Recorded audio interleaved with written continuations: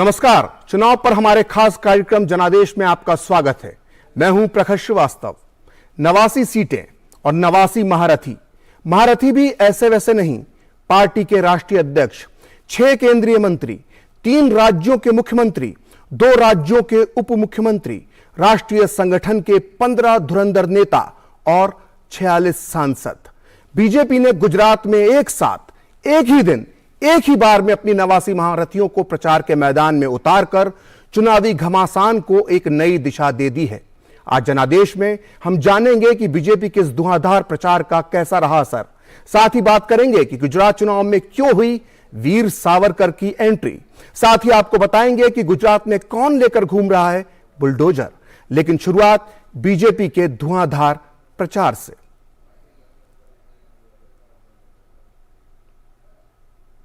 अभी तक गुजरात के चुनावी प्रचार की रफ्तार धीमी गति से चल रही थी, लेकिन आज इसमें बीजेपी ने टॉप गियर डाल दिया।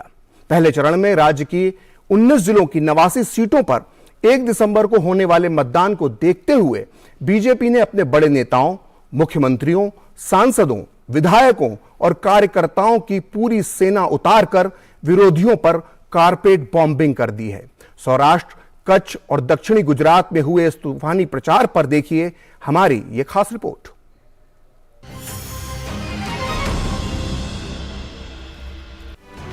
गुजरात विधानसभा चुनाव के लिए पहले दौर की नामांकन प्रक्रिया समाप्त होने के बाद शुक्रवार को सत्ताधारी भारतीय जनता पार्टी ने पहले चरण की 89 सीटों पर धुआंधार चुनाव प्रचार की शुरुआत की। पहले चरण में राज्य की 19 जिलों की 89 सीटों पर 1 दिसंबर को वोट डाले जाएंगे। इसको देखते हुए भाजपा की ओर से राष्ट्रीय अध्यक्ष जेपी नड्डा, 6 केंद्रीय मंत्री, 3 राज्य के मुख्यमंत्री, 2 राज्य के उप मुख्यमंत्री समेत 15 राष्ट्रीय संगठन के नेता और मंत्री चुनाव प्रचार में कूदे। इसके अलावा गुजरात के सीएम भूपेंद्र पटेल, पूर्व सीएम विजय रूपाणी और पूर्व डिप्टी सीएम नितिन पटेल ने भी प्रचार का मोर्चा संभाला। पार्टी अध्यक्ष जेपी नड्डा ने शुक्रवार को राजकोट पूर्व विधानसभा सीट और अंकलेश्वर की नवसारी में जनसभा को संबोधित किया। नवसारी में जेपी नड्डा ने आदिवासी समाज के लिए डबल इंजन सरकार द्वारा किए गए कार्यों का हवाला देते हुए बताया कि अन्य दलों की सोच छोटी होने की वजह से देश को एक आदिवासी राष्ट्रपति के लिए केंद्र में भाजपा की सरकार बनने तक का इंतजार करना पड़ा। जितने आदिवासी भाइयों के लिए केंद्र की सरकार मोदी जी ने किया और यहाँ गुजरात की भारतीय जनता पार्टी की सरकार ने किया, उतना किसी ने भी नहीं किया, ये मैं गौरव के साथ बोल सकता हूं। और उनको सम्मान देना, उनको दिशा, उनको उनका स्थान देना, कभी किसी की सोच क्यों नहीं आई कि भारत का राष्ट्रपति भी आदिवासी हो सकती है? क्यों नहीं आई? क्यों मोदी जी का इंतजार करना? क्यों भारतीय जनता पार्टी का केंद्र में सरकार में इंतजार करना? इसलिए कि सोच छोटी थी, संकुचित। देश के विभिन्न लोकसभा क्षेत्रों के कुल 46 सांसदों और राज्य सरकार के मुख्यमंत्री, मंत्री, पूर्व मुख्यमंत्री, पूर्व उप मुख्यमंत्री, पूर्व कैबिनेट मंत्री, राज्य के सांसद और संगठन के पदाधिकारियों ने शुक्रवार को भाजपा उम्मीदवारों के समर्थन में जनसभा किया। केंद्रीय मंत्रियों में नितिन गडकरी, नरेंद्र तोमर, अनुराग ठाकुर, जनरल वीके सिंह, मनसुख भाई मांडविया की फौज ने भाजपा प्रत्याशियों के पक्ष में मोर्चा संभाला।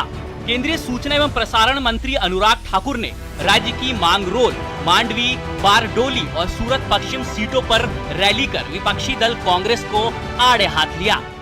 ये कांग्रेस की मानसिकता है जो एक परिवार से आगे बढ़कर ना देख पाई है, ना देख पाएगी। वो ये शायद जानते नहीं, गुजरात का मॉडल नंबर 1 मॉडल है, गुजरात का मॉडल विकास मॉडल है और गुजरात की गली गली में एक ही नारा है, भाजपा राजमा गुजरात मजामा। कांग्रेस केवल टोपियों की राजनीति तक सीमित रहती, विकास के मॉडल पर कभी बात नहीं करती। कांग्रेस ने बांटो और राज करो इसी पर राजनीति की। अंग्रेज चले गए लेकिन अपनी सोच कांग्रेस को सौंप कर चले गए थे कि बांटो और राज करो। कांग्रेस ने जाति, धर्म, संप्रदाय इसके नाम पर ही वोट मांगे हैं। भारतीय जनता पार्टी सुशासन, विकास और ईमानदारी के नाम पर काम करती है और ये सुशासन, विकास और गरीब कल्याण भाजपा की पहचान है। भाजपा शासित राज्यों के मुख्यमंत्रियों की तिकड़ी ने भी राज्य में भाजपा के पक्ष में माहौल बनाने के लिए धुआंधार रैलियां की।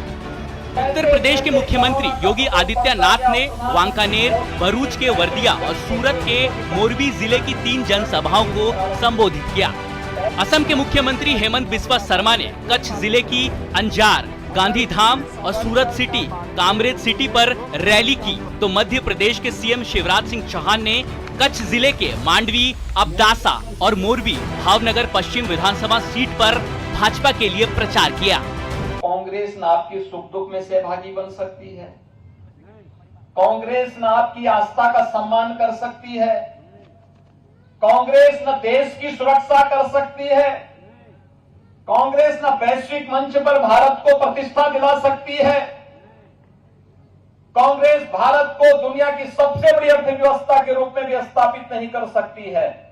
और कल तो मैं एक बड़ा मजेदार देख रहा था, कल कांग्रेस के एक मंच पे राष्ट्रगान हो रहा था, राष्ट्रगान के दौरान फिल्मी गीत बजने लग गया।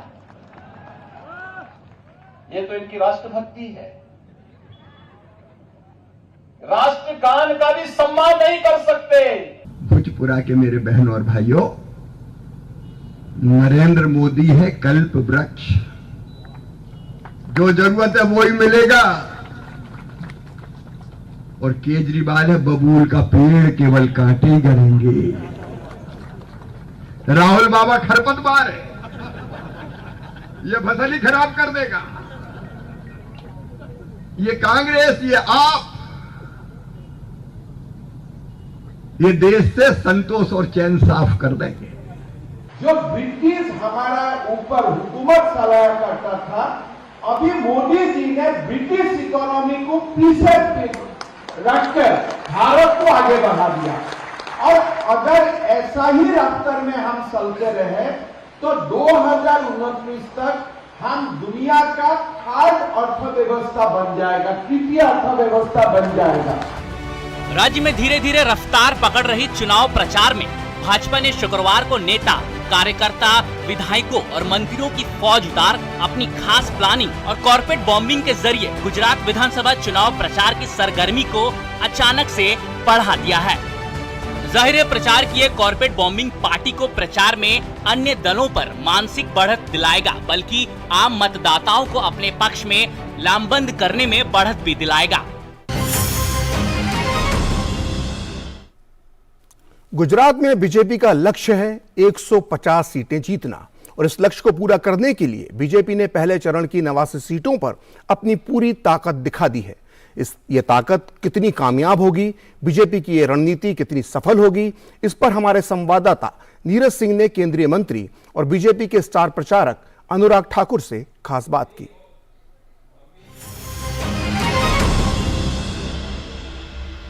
केंद्रीय मंत्री अनुराग सिंह ठाकुर इस समय हमारे साथ हैं, जो भारतीय जनता पार्टी के लिए गुजरात में लगातार प्रचार कर रहे हैं। अनुराग जी, ये चुनाव किसका चुनाव है? विकास का चुनाव है, जाति का चुनाव है, या आम आदमी पार्टी जिस तरीके से आरोप लगा रही है उसका चुनाव? शासन, विकास, गरीब कल्याण भारतीय जनता पार्टी की पहचान, यही 3 मुद्दे हैं। हमने सुशासन भी दिया है, गरीबों का कल्याण भी किया है, और विकास की हमारी पहचान गुजरात की बनी है। गुजरात नंबर 1 मॉडल राज्य के रूप में उभरा है।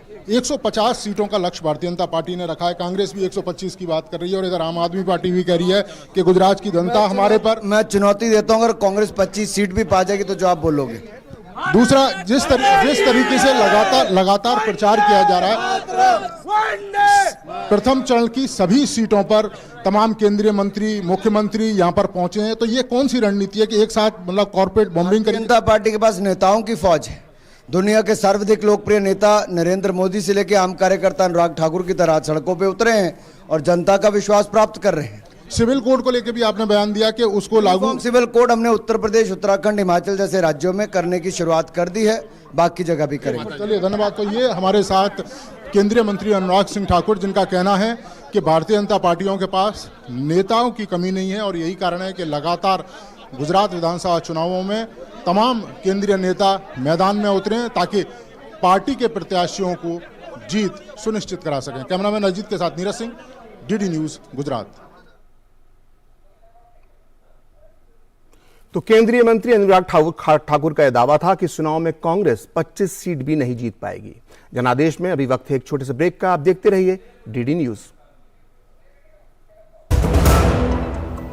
ये म्यूचुअल फंड्स है, मैजिक फंड्स नहीं, इसमें भी रिस्क होता है। तो पैसा पहले किसी एक्सपर्ट को मिलो, हर फंड के रिस्क और रिटर्न्स दोनों को बराबर समझने के बाद ही अपने पैसे को इन्वेस्ट करो। समझ गया सर जी, समझ के इन्वेस्ट करना है। म्यूचुअल फंड निवेश बाजार जोखिमों के अधीन है। योजना से जुड़े सभी दस्तावेजों को ध्यान से पढ़ें। लहलहाती फसल, भरे पूरे खेत खलिहान, हर किसान का बस यही अरमान। लेकिन कभी बारिश, कभी बिजली, कभी ओला, कभी सूखा। प्रकृति का तो नहीं, मगर नुकसान का उपाय है। AIC से फसल बीमा। Agriculture insurance company of India limited. AIC। Come on boys, let's go practice। अरे रुक यार, मेरे बैंक अकाउंट में गलत एंट्री का प्रॉब्लम हो गया है। तो बैंक को कंप्लेन करना। बैंक को लिखे 1 महीना हो गया है, बट वो गूगली पे गूगली डाले जा रहे हैं। तो RBI के लोकपाल को इन्फॉर्म करो। रुक, मैं समझाता हूँ। जैसे क्रिकेट में 3rd अंपायर, वैसे ही RBI का ओम्बुड्समैन। RBI कहता है अगर बैंक आपकी कंप्लेंट को 1 महीने में नहीं सुलझाता तो आप RBI के कंप्लेंट मैनेजमेंट सिस्टम पर ऑनलाइन कंप्लेंट कर सकते हैं। ये RBI का आसान तरीका है आपकी कंप्लेंट सुलझाने का, और वो भी फ्री। RBI कहता है जानकार बनिए, सतर्क रहिए।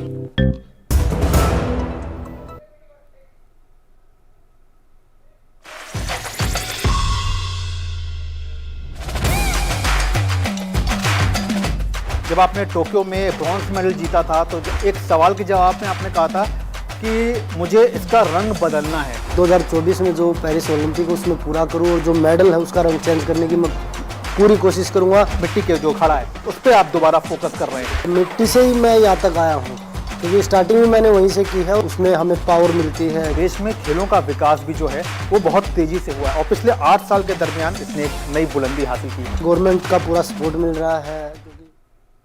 जनादेश में आपका एक बार फिर स्वागत है। कांग्रेस नेता राहुल गांधी ने वीर सावरकर के बारे में अपमानजनक बयान दिया था। अब इस मुद्दे का असर गुजरात के चुनावों में भी दिखने लगा है। गुजरात में चुनाव प्रचार के लिए उतरे बीजेपी नेताओं ने राहुल गांधी को आईना दिखाने की कोशिश की। MP के मुख्यमंत्री शिवराज सिंह चौहान ने कहा कि राहुल गांधी ने वीर सावरकर के बारे में जो बयान दिया है उसके लिए देश उन्हें कभी माफ नहीं करेगा। वहीं असम के मुख्यमंत्री हिमंता बिस्वा शर्मा ने भी कहा कि राहुल गांधी ने जिस तरह के शब्दों का इस्तेमाल किया है उससे उनकी देश विरोधी और हिंदू विरोधी विचारधारा का पता चलता है। और जैसी बातें राहुल गांधी कर रहे हैं, वीर सावरकर का अपमान क्या देश सहन करेगा? 2 काले पानी की सजाएं, भाई भी जेल में, सेलुलर जेल, और 10 साल तक पता ही नहीं चला कि दोनों भाई जेल में काल कोठरी में बंद है। कांग्रेस ने केवल एक खानदान को महिमा मंडित की करने की कोशिश की, नेहरू खानदान। तो श्यामजी कृष्ण वर्मा तक को कभी याद किया उनने? सरदार वल्लभ भाई पटेल को कभी याद किया उनने? योगदान याद मत करो, लेकिन स्वतंत्र वीर का अपमान मत करो। ये देश की जनता कभी सहन नहीं करेगी। वो देश का विरोधी है, हिंदू संस्कृति का वो विरोधी है, वो भारत का विरोधी है। इसीलिए हम यही बताना चाहता हूं कि राहुल जी, आपने जो बात बोला, देश आपका ऊपर प्रतिशोध लेगा। गुजरात में जब जब चुनाव होता है नजरें सौराष्ट्र पर लग जाती हैं। सौराष्ट्र में अगर कच्छ को छोड़ दें तो यहां तकरीबन 48 सीटें हैं। खासतौर से पूरे सौराष्ट्र में पाटीदार और कोली समाज का हर चुनाव में खास प्रभाव रहा है। सौराष्ट्र का केंद्र कहे जाने वाली राजकोट के अंदर जैतपुर विधानसभा सीट भी इस बार काफी सुर्खियों में है। 2017 में यहां से बीजेपी के जयेश रदाड़िया को विजय मिली थी। जयेश ने हमारे संवाददाता को बताया कि 2 दशकों में पूरे सौराष्ट्र का जो विकास हुआ है उसका श्रेय प्रधानमंत्री नरेंद्र मोदी को जाता है। जयेश का यह भी दावा है कि गुजरात में बीजेपी का सीधा मुकाबला कांग्रेस से है। बीजेपी विधायक के इन दावों का दम जानने के लिए हमारे संवाददाता ने जैतपुर के मतदाताओं से भी बात की।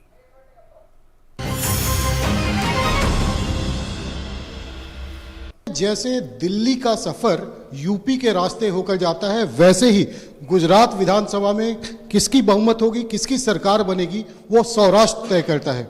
हम इस वक्त मौजूद हैं राजकोट, जो कि सौराष्ट्र का केंद्र है, वहां से के एक विधानसभा क्षेत्र में जिसका नाम है जैतपुर।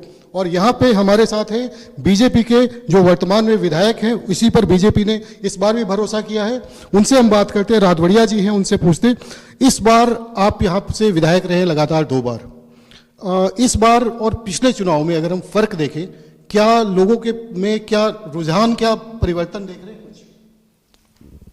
सबसे पहले तो भारतीय जनता पार्टी का आभार व्यक्त करता हूँ कि तीसरी बार इस सीट से लगातार भारतीय जनता पार्टी का कैंडिडेट बनने का अवसर प्राप्त हुआ है और 2017 का चुनाव और 2022 का चुनाव, मैं मानता हूँ कि 2017 से 2022 में सौराष्ट्र रीजन जो हमारा है उसमें भारतीय जनता पार्टी को बहुत बड़ा फायदा होने वाला है और जो पिछले 2017 में जो रिजल्ट मिला था उससे ज़्यादा रिजल्ट, ज़्यादा सीट इस बार 2022 में सौराष्ट्र में से मिलेगी, ऐसा भरोसा है।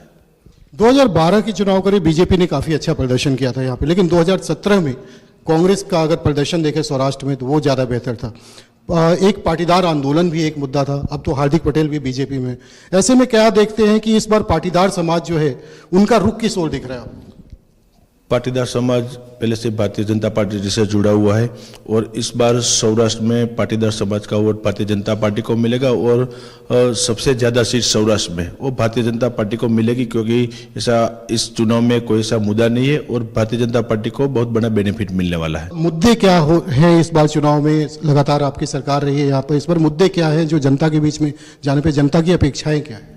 हमारी ताकत भारतीय जनता पार्टी के हमारे कार्यकर्ता हैं, हमारा भारतीय जनता पार्टी का संगठन जो हर एक कार्यकर्ता अपने कैंडिडेट होते हैं ऐसे वो काम करता है और भारतीय जनता पार्टी में ऐसा भी नहीं होता कि जब चुनाव आए हम मैदान में जाते हैं, चुनाव हो या ना हो, सरकार का गवर्नमेंट का कार्यक्रम आता है, संगठन का कोई भी काम होता है तो भारतीय जनता पार्टी के कार्यकर्ताओं 24/7 आवर्स मैदान में रहते हैं, लोगों के बीच में रहते हैं। कांग्रेस ने जैसा बताया कि 40 स्टार प्रचारक कांग्रेस के जो है इस बार पूरे गुजरात में चुनाव प्रचार करेंगे, साथ ही आम आदमी पार्टी भी पूरा जोर लगा रही है।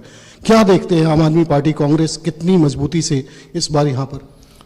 कांग्रेस के स्टार प्रचारक पहली बार तो नहीं आए हैं, हर इलेक्शन में स्टार प्रचारक की टीम तो उसकी आती है, लेकिन गुजरात में 6 बार से लगातार भारतीय जनता पार्टी की सरकार गुजरात के मतदाताओं ने बनाई है और इस बार भी 2022 में भारतीय जनता पार्टी की सरकार बनेगी। धन्यवाद आपका। विधानसभा चुनाव की तारीख जैसे जैसे नजदीक आती जा रही है वैसे ही पूरे गुजरात के अंदर जो है चुनाव प्रचार को लेकर सरगर्मी काफी तेजी से देखा जा सकता है। खास तौर पे भाजपा हो, कांग्रेस हो या फिर इस बार अपना भाग्य आजमा रही आम आदमी पार्टी।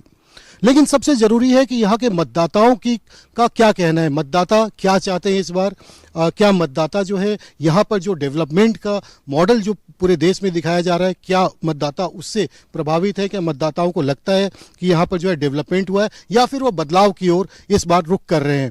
हम इस वक्त मौजूद है सौराष्ट्र के जैतपुर विधानसभा क्षेत्र में और यहाँ पर हमारे साथ कुछ मतदाता हैं, उनसे हम बात करेंगे। सबसे पहले आपसे जानना चाहेंगे हम कि आप पिछले 2 दशकों से यहाँ पे भाजपा की सरकार है, क्या कुछ काम हुआ है? आपको लगता है कि यह काम हुआ है, डेवलपमेंट हुआ है? हाँ, डेवलपमेंट तो हुआ है, काम भी बहुत अच्छा हुआ है। हमें पानी, रास्ता ये सब अच्छा हुआ है और भाजपा की जो योजनाएं है वो भी अच्छी है और उनसे भी बहुत अच्छा लाभ मिल रहा है हमें। क्या रुझान क्या देख रहे हैं आप, किस पार्टी को की ओर जो है इस बार समाज जो है पाटीदार समाज का रुझान किधर दिख रहा है? बहुत बढ़िया है, पाटीदार समाज भाजपा के साथ रहेगा और भाजपा का जो विकास का काम है, पानी, बिजली, साफ सफाई बहुत बढ़िया है। हमारे साथ और भी मतदाता हैं, उनसे भी हम बात करते हैं। आप मुझे बताएंगे कि क्या यह इस बार जो इस चुनाव में जातीय समीकरण सौराष्ट्र में वो बड़ा फैक्टर है या विकास बड़ा फैक्टर? यहाँ पर तो विकास बहुत बड़ा है और मैं तो युवा हूँ, हमारे यहाँ जो जयेश भाई है वो हमारे लिए सही है। तो आपने सुना जैतपुर विधानसभा के मतदाताओं का क्या मत है, उनका क्या रुख है, और ऐसे ही हम आपको और भी विधानसभा क्षेत्र जो है वहां से भी आपको अपनी रिपोर्ट दिखाते रहेंगे, वहां के मतदाताओं का, खास तौर पे सौराष्ट्र में जहां पे पहले चरण का चुनाव है वहां पे मतदाताओं का क्या डिमांड है, उनका क्या मुद्दा है, उनका क्या रुख है, उससे आपको हम रूबरू कराते रहेंगे। कैमरामैन शुभम शर्मा के साथ अभिषेक सिंह, डीडी न्यूज, जैतपुर, राजकोट।